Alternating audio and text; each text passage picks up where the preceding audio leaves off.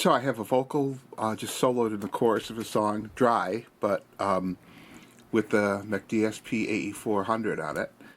And this vocal, as she sings different dynamic levels, you'll hear the frequency response change, which is very normal with a vocal. There's also a resonance in the room that seems to be excited when she sings only at a louder level at that frequency. And I want to show you how we'll deal with all those with the AE400.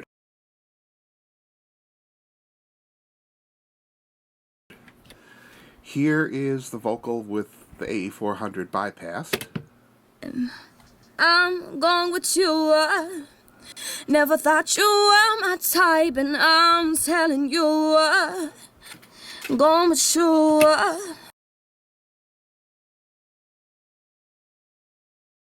Okay, so let's first deal with, you hear in that vocal, there is, I'd say, around 700-800 hertz. You hear sort of a closed-in kind of sound. It's probably just a sound of a small room.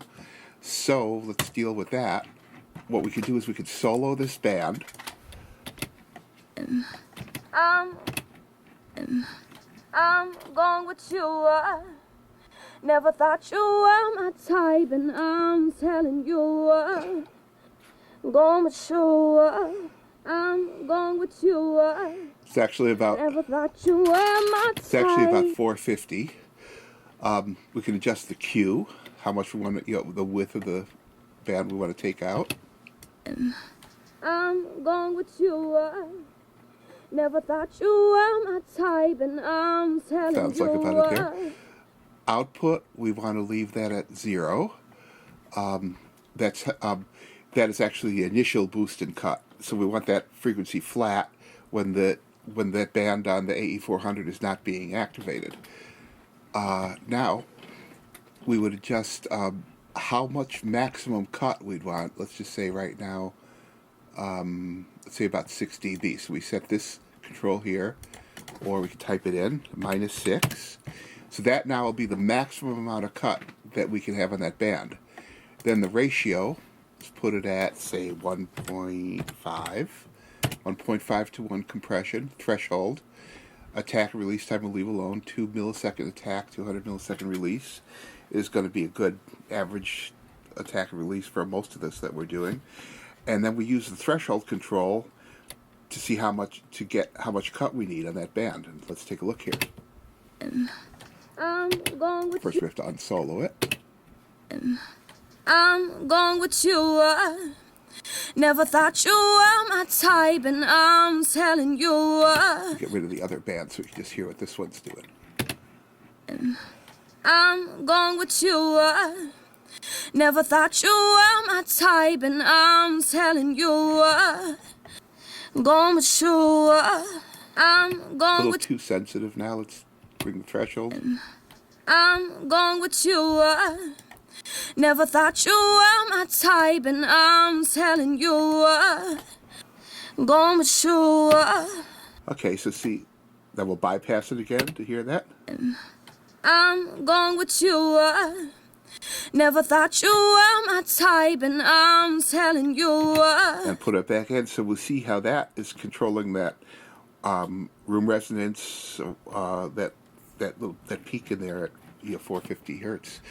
Now let's go to the top end and try to get rid of a little of the edge on the higher dynamic passages, and also that should act as a de-esser.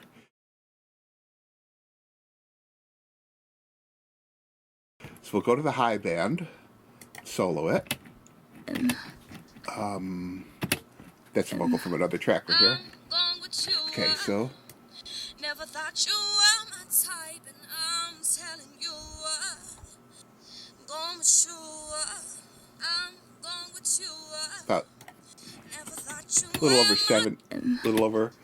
over 7K looks good there. Probably a little broader on this one, so we'll go to a Q of about a little over 1. Let's see what it is. I'm going with you. That one might be a little too low. Never thought you were my type, and I'm telling you. Let's go. That's already set there for -8. I have that set. That should probably be good. Ratio. Let's try 1.5 again. I'm going with you. Never thought you were my type, and I'm telling you, going with you. I'm going with you. Never thought you were my type. The AE400 is working to take out that resonance we did first, and also to dynamically equalize the top end of the vocal. We're taking out, we're de-essing and taking out some of the edge there, but leaving the clarity when she's singing softly. This really doesn't have any other problems in it that we want to take out, but one very common one would be a harshness around 3K. That's not on this track, but to any great degree, but I'll show you sort of what the effect of that would be. I'm going with you. So we'll take this band here. Never thought you were my type, and I'm telling you, going with you. I'm going with you. Got a little emphasis there when she hits the notes a little hard. It looks like about 34, 3500. So we've got that. Let's set that at -6. 1.5 ratio again. And we'll adjust the threshold. I'm going with you. Never thought you were my type, and I'm telling you, going with you. And then if we take the AE400 out. I'm going with you. Never thought you were my type, and I'm telling you, going with you. In. I'm going with you. Never thought you were my type, and I'm telling you, going with you. And see how this controls it. Don't have that resonance in the lower end anymore. In the top end, it's smoother, even though it stays bright when you're singing soft where we need it like that. And you'll find that processing a vocal like this before effects, before delays and reverbs, and even your final EQ, it'll just make it a lot easier to work with, just having a really nice, even frequency response. The AE400 is capable of a lot more than this, which I'll show you without an actual demonstration. It's capable of processing in a few other interesting ways too, is that you can set, rather than a maximum cut, you can set a maximum boost.